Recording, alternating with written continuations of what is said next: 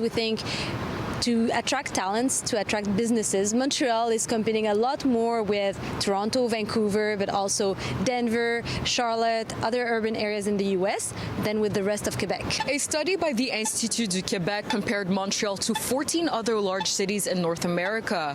From Toronto to San Francisco, Montreal ranked first in terms of quality of life and environment, but last when it comes to productivity. This is a result we've been seeing year over year. Montreal is ranking best in quality of life. In the study, quality of life is determined by a combination of housing affordability, level of crime, level of poverty, and inequality. We look at the earnings and we see that there's less extremes, either extremely rich or extremely poor in Montreal than in other cities such as San Francisco. Although housing prices have risen in the last few years, we are still more affordable than other cities. For some Montrealers, living in the city isn't affordable, especially in certain neighborhoods like the downtown area. Depending again where you live here in Montreal, it could be some very expensive or very affordable. Yeah, it's not cheap. To be honest, it's not cheap. So if you are a student, I think you need to work or to get money from your parents. I think it's one of the greatest public transportation in Montreal.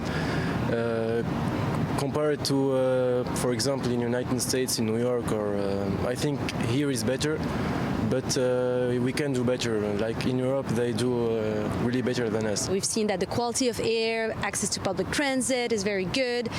Also, it has cutting-edge sectors. So we saw the innovation level in Montreal increasing edition after edition. And so we started from the 10th position in 2015. Now we are at the 6th position. The general director of the institute that conducted the study, Compare Montreal, Emna Braham, says there is still room for improvement in the economic sector, with Montreal ranking behind all other cities in average income, which Braham says can make it more difficult to attract talent from abroad. And more concerning, according to Braham, is Montreal's productivity level, which she also says impacts the wealth of a city. The study attributes the city's productivity low score to the fact that only 36.5% of Montrealers have a university degree. Another concerning factor is that there's about 10% of adults in Montreal that don't even have a high school diploma.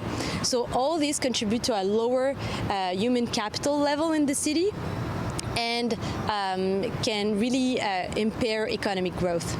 In Montreal, Diona Macalinga, City News.